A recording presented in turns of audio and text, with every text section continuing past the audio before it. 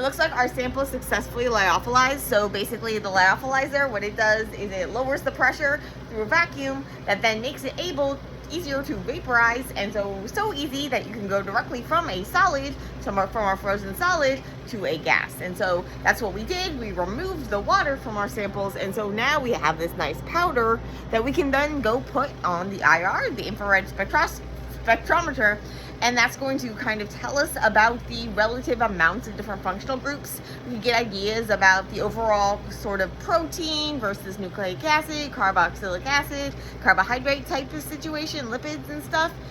And also compare with and without chromium to see, do those change in the presence of chromium? And because chromium can actually interact with those functional groups, that can actually change where the peaks for the spectra on your IR spectra actually are. And so we're gonna compare this method to some past methods we've used, as well as we have ones that are air dried overnight. I'm a little skeptical of how we're gonna get them off of the little weigh boats and onto the IR, but that's what we're gonna be doing this afternoon. And so Haley, Nicholas, and I are up for the task, hopefully.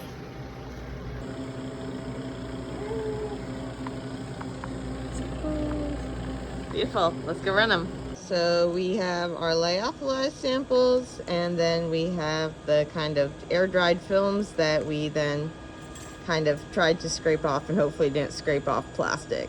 So here's the lyophilized sample. The next one we're going to test, I'm going to try to gracefully get a little of this powder out. And I want to get it right over the crystal. Okay, so we definitely have a lot more of the lyophilized, even though they started the same amount. So we've got like more powder than just like the films. Now I'm going to bring this over, scroll it down. It's gonna crush it into a nice fine powder. We've got a layer on our detector, and so let's go ahead and collect. Looking nice. Not too bad, that looks great. Okay, so now we're gonna try the weird dried out membrane thingamabob. Not exactly sure how well this is gonna work. It's kind of like more of a flaky thing as opposed to a powder, but hopefully once it crushes down with this, it should work out. Fingers crossed. What do we think? Not too bad. Yeah, We've got some bigger peaks over here, which is... Yeah, so we'll have to go ahead and like do a direct comparison. So once this is done, let's add it to the window, and then add the other method to the window, and then overlay them and see directly. So the red one is the one that we just did with the flakes, and the blue one is the one that we did with the lyophilizer. Rather than right versus wrong, I think it's just you can only compare within them. So Nicholas didn't tell me he wanted to be a dentist, but he is rocking the little mirror and scrape. So unfortunately, a problem with the flakes is that they kind of are getting stuck on the machine, and so maybe the powder is better in that regard. So that would be one point for the powder.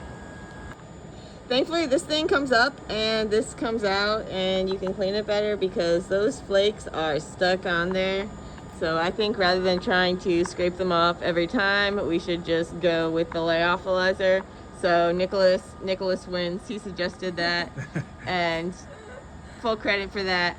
Yes, so booyah. Here are the final comparisons, but so they both have pros and cons. The lyophilization, it takes a little longer to do the process, but it's a lot easier when you're doing this part of the process and it doesn't get stuck on there.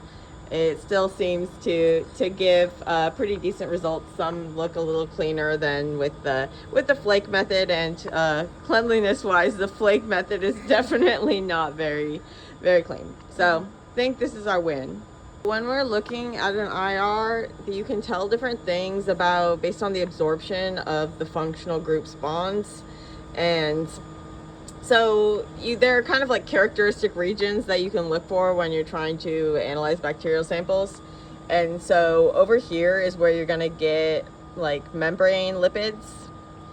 Over here, well, now we're getting like amide bonds, so our proteins. We've got some nucleic acids, phospholipids, phosphate groups, things like that. We get into our fingerprint region where who the heck knows what the heck goes on down there, but stuff happens.